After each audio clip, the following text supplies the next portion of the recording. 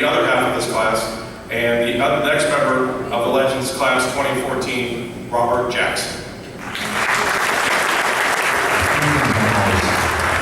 Got my eyes open for is he committed to excellence? Can he be trusted? And does he care about his teammates? And those three things right there define Robert. I think for Robert well, obviously his longevity, but leading to that longevity was his intelligence and his desire. And he became one of the Browns' great players. And he was a force. I remember one incident where a reporter, asked me about my game and went up the car, and I kind of said, well, I need more blocking from the line. Line blocking, maybe I can do a better job. But of all the guys, none of them would say anything to me except wow. And ever since that day, I respected him as a man, and we became very, very good friends after that. Robert E. Jackson, welcome to Cleveland Browns Legends. I don't think anyone more deserved. Congratulations and enjoy.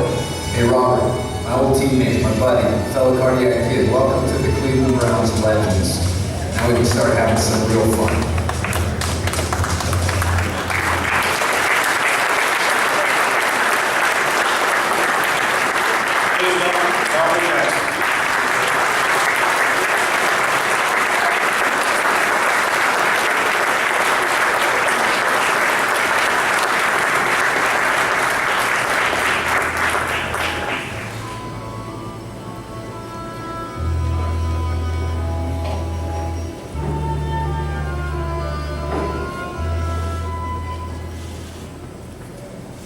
Thank you very much.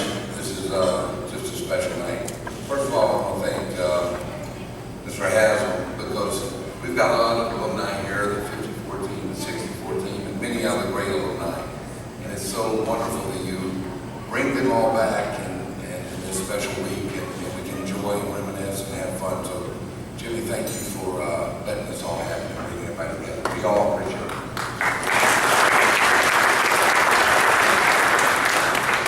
I want to congratulate the 54 and 64 teams. When I played, we tried to win a lot of games, but we always remember what you did and looked up at what y'all did and tried to recapture those moments. And I hope this team can do it again in the near future, because y'all set a great example for us. Thank you all, and it's an honor being here on stage with you tonight. When I signed with the Cleveland Browns in 1975, I was the luckiest guy in the world. I went to Duke, had an econ degree, and for 11 years, I didn't have to grow up and play a game that I really loved. And when I was 0 for 17 being drafted. They had 17 rounds in February back in that era, and I was undrafted in 17 rounds. And I got a $500 signing bonus. My twin brother Kenny's here tonight. He loaned me that money, and he never got paid for probably a year, because Art was a little slow paying money there. So, Kenny, I probably owe you interest on that money. But it was a great experience. First preseason game we played that year, we played in San Francisco, and we had 100 guys on the team probably, and I did not even get on the field, but I always paid attention. And there was a guard missing on the field goal team. So I ran on the field, I took one snap on the field goal team, I said, they can cut me, I played in the NFL, was how I really looked at it. I was thrilled that I had my moment. Then the highlight after that game, Forrest was so impressed. I was number 96, but there was a guy on defense also number 96. After that game, he got cut, and I got my own number 94. So I felt like I had made it again. I had my own number, so it was pretty neat that year. I had to go against Jerry Sherp, Walter Johnson in practice, and they taught me a lot of lessons and made me look pretty bad, but I learned from those experiences, and it was always great. My rookie year, there were 4 of us that were very close. There was Henry Hinoski, who has not been back since 1976, and Dynamo Hino's here tonight. He was a 6th round pick. Dave Graff, 17th round out of Penn State, and Judge Dick Ambrose, 12th round out of Virginia. We all hung out very close and became very good friends. They're here tonight for more than me. They're here for Ellen and Bill Moore. Henry and Dave lived in Mentor. They rode to practice every day with Milt, and sometimes were late in the winters because it's a long way from Mentor over there. They drove Milt because Milt had a problem with weigh-ins, and Thursday's weigh-in day, Milt wore those rubber jackets like we always did and had to fight his weight, and they would drive him in. But they're here, Ellen, to honor you, and we all think of Milt with a smile on our face and a wonderful man, so it's very deserving and an honor to have him also being inducted tonight.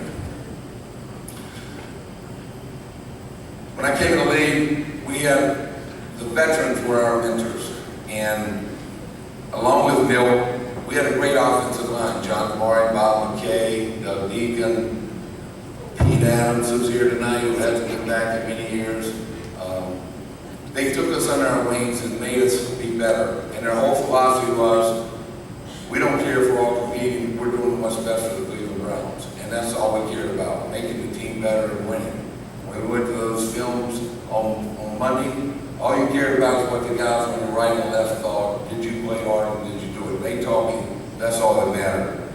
And it was a great experience with them. As I went on, Henry Shepard came, Cody Risen, Matt Miller, honorary lineman Cleo Miller, who was a fullback that thought he was a lineman, and we always cherished him one. And then we had a long snapper, Scotty Nichols, who's here tonight.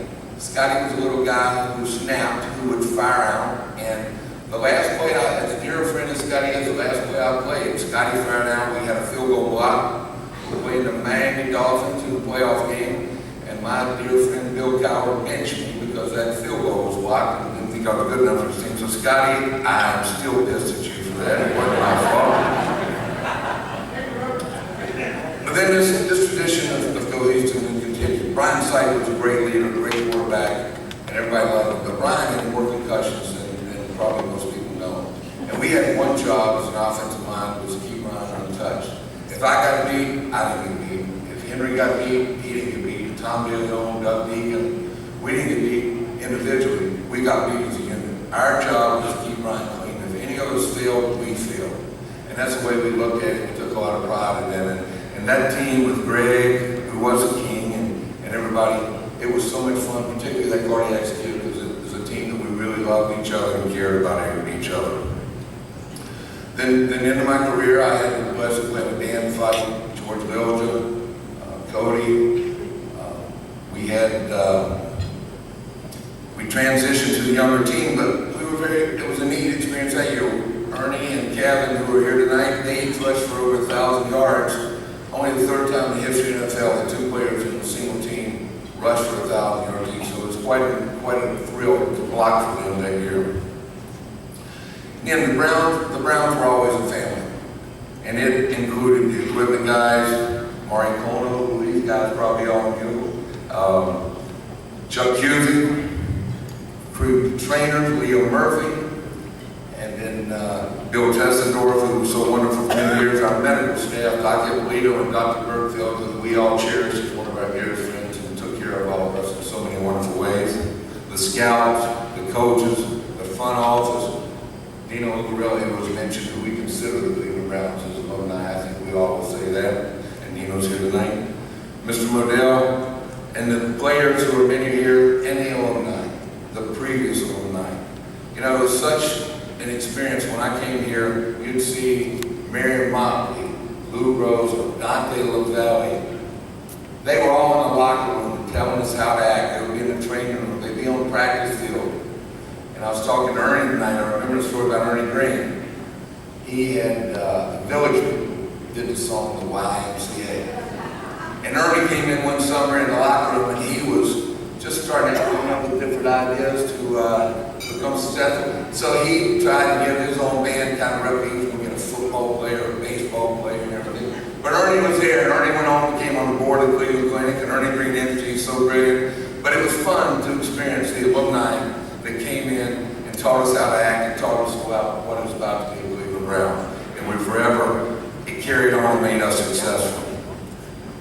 I'm very humbled and honored for this. And I would just like to say, this honor is not about me. It's about everyone from the Cleveland Brown family that I had the honor of working with over those years. And thank you very much.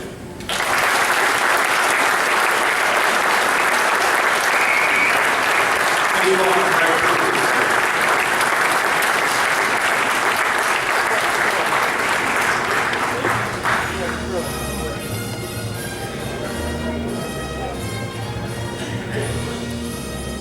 I think he's very deserving. He was a great teammate. We had a great team, great time, and I'm just honored that he's